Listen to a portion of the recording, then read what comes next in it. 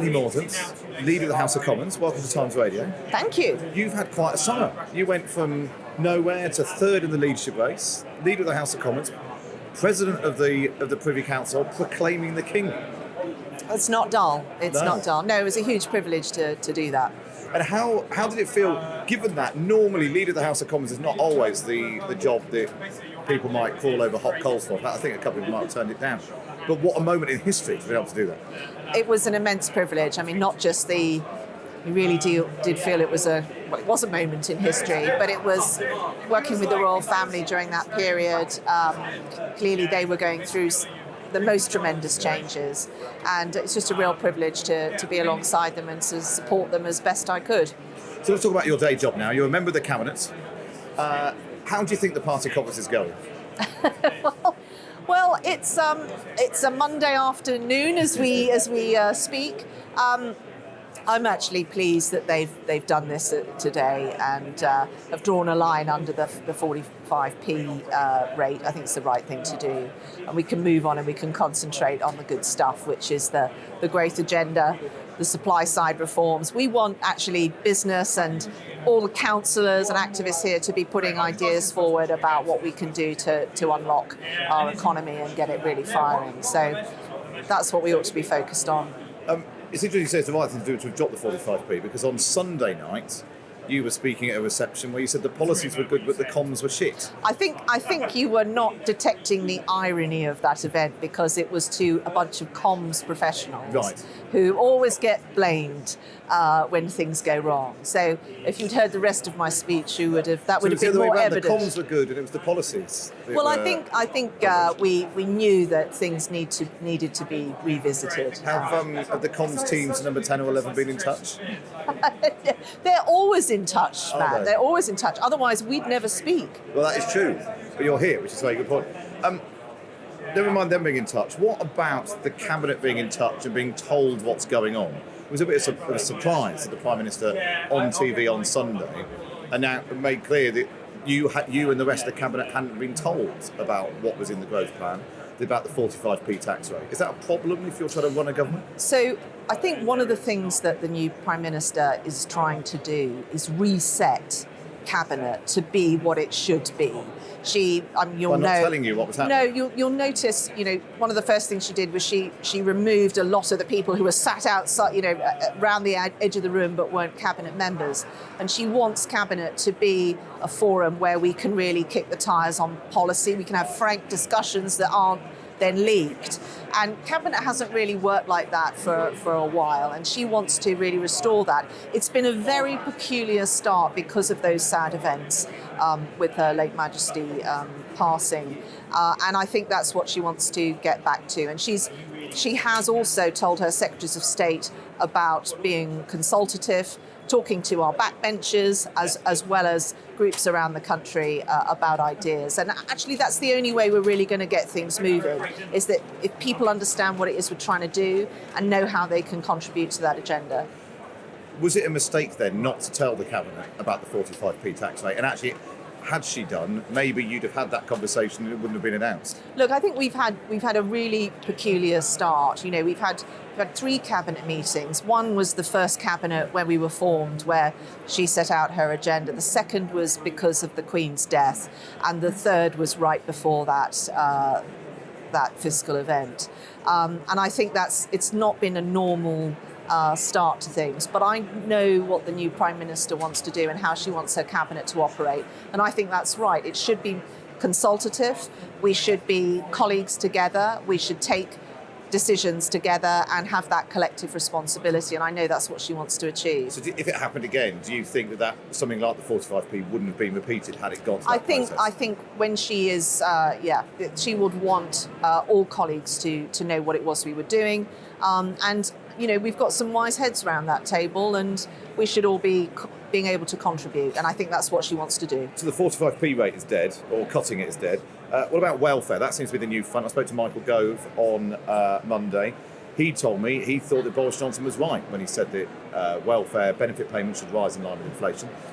Boris Johnson was the elected Conservative Prime Minister. He made that pledge. Everyone else seemed to sign up to it. Where do you stand on that? Well, if nothing changes, I mean, departmental budgets are setting in cash terms. So if nothing changes, people are still going to have to find efficiency savings because people's costs are going up. So all this needs to be looked at. That seems to be the Chancellor's solution. We could just borrow more money. We do need to control spending, but this is what is being looked at now, and you'll have heard the Treasury is going to be bringing forward statements to talk about all of these things. But obviously, we want to make sure people are looked after. We want to make sure that people are able to pay their bills. We have a huge success story on getting people off welfare and into work. Those people who are on welfare still are reliant on that Lots support. of people in work are also on benefits. Indeed. So do you think that when Boris Johnson, the elected Prime Minister, said that the benefits should rise in line with inflation, was he wrong to have done that? Or do you think that the Liz Truss, who hasn't been voted for by anyone apart from a small group of Tory party members, do you think she should abide by the same place? Both on welfare, but also on the pension lock, for example, that we brought in. The older you are, the higher your cost of living. These things were brought in for a reason. But it's quite right. And absolutely, and the Prime Minister has been committed to that. So we're not about trying to help people with one hand and take it away with another. But we do need to look at these, just like households and businesses are facing these cost challenges, so are governments, departments and the services that they run. But all that needs to be looked at. It will be brought forward in the proper way. Cabinet will be involved in that, and you can expect to be hearing about that more in the coming weeks. I'll try once more. Do you think that benefits should rise in line with inflation? I have always supported, whether it's pensions, whether it's our welfare system, keeping pace with inflation. It makes sense to do so. So that's what I voted for before, and so have a lot of my colleagues. But we do need to look at where we can make efficiency savings just because of the cost challenges on those department budgets. Yeah. I know you said you were joking about the comms question, but it does seem as if there has been a big failure in terms of communication on several fronts, both on the energy policy, which seemed to get completely lost by the time that the growth plan was announced. Do you think the Prime Minister needs to rethink the way that actually lots of quite experienced people were moved from number 10? There aren't as many people working in number 10. Is that a failure at this stage? Is that partly why she's 25, 30 points behind the polls? No, I think communications is important to a degree. It's important that we set out a vision. It's important that businesses, the independent sector, the general public, community groups know how they can contribute to what it is we're trying to get done. But the most important thing, Matt, is that people feel better. They feel that they're able to cope with challenges that are thrown at them. They feel that the public services that they're reliant on are working well. They can get a blood test back in a reasonable time. They can see a doctor. They can get a dentist. All of these things. That is what will make the difference. And the Prime Minister has set out her very clear priorities, and they're all those bread and butter issues.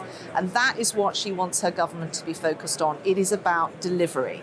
And that is going to mean whether the public want us back for another term.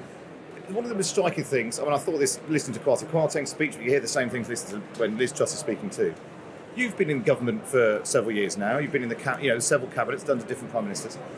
Did you sit there the whole time thinking these people are deliberately stifling growth, and only now do we have a government that's interested in growth? No, look, I'm actually, it's a controversial view, but I'm actually really proud of a lot of the things that we have done in the last 12 years. We spoke about welfare earlier on.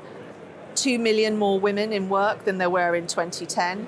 We halved the disability employment gap, and prior to our own deadline that we set for us doing that, we have done a lot of really good things, actually in some very difficult circumstances, and obviously also been through a pandemic and kept businesses going throughout that, and supported people with unprecedented amounts of support. So I actually think we've done good work. But we're entering a new phase for the country now. We're coming out of the pandemic. We've got to get growth back into the economy. We've also got to meet the ambition that the British public had when they voted in 2016 and 2019 about that Brexit dividend, about really making sure that we are modernising our economy and able to make use of all the new opportunities that we have. Do you think there's a risk?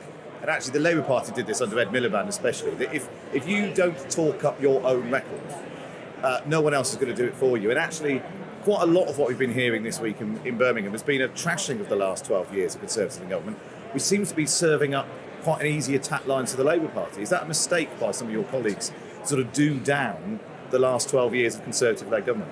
Well, I think what the Prime Minister is wanting to do, and I'm sure you'll be hearing about it later in the week, is set out her vision, a positive vision for the country. That's actually what motivates people. We keep being told about 12 years of stagnant growth and Treasury orthodoxy, which has held Britain back. That's Labour campaign slogans, isn't it? If you're trashing your own brand, you're doing the Labour Party's work for it. Well, I think we should be setting out a positive agenda. Yeah. I think that is what the Prime Minister wants to do. And yes, she is going to be different from the previous administration. She'll have her own style that she'll want to bring. She's going to run cabinet, as I've discussed, very differently from her predecessor. I think that's a good thing. She's a modern person, and she wants to make Whitehall a modern place to be. Liz just said that she wasn't worried about being unpopular if it meant taking the difficult decisions. But actually, the lesson of the last couple of days is she is worried about being unpopular. She put forward a policy that was unpopular. At the first sign of trouble, she's U-turned. No, I think actually a lot of people will have been reassured by what has happened today. I mean, she's someone that listens. She is someone that has a very clear vision about what she wants to achieve, and she knows the direction she wants to take the country in. But she also is pragmatic, and she listens. And I think that's what you've seen behind what's happened today. Just finally, you've been in the Conservative Party for a long time, both as an MP and before that. Things look quite bad at the moment. Speaking to lots of people here, I've spoken to councillors, MPs, former ministers who say it's already over. It's just a question of managing the defeat. How bad do you think the situation is, and how does it compare to previous times? I don't buy into that view. I think that what the public want is for us to deliver for them. They understand the difficult times that we have been through. If you look at the polls, what the public want is they want a Labour government. Well, we've obviously had some very difficult set of circumstances, and a very peculiar time, and a very destabilising time for the country because of what's happened. I think we need now to demonstrate that the new vigour that a new government is bringing to these very difficult issues, the backlogs we've got on healthcare and so forth, we need to make a tangible difference to what people are experiencing. That's what we need to do. And I think that if we do that, we will win the next general election. I think the public are with us. They are with our agenda from the referendum onwards. That's what we have to do. We have to demonstrate. You need good policies and good comms. Well, that would be good, Matt. Penny Mordaunt, thanks so much. And good public services. Of course. Delivered by a Conservative government. Penny Mordaunt, thanks very much for joining us. Thank you.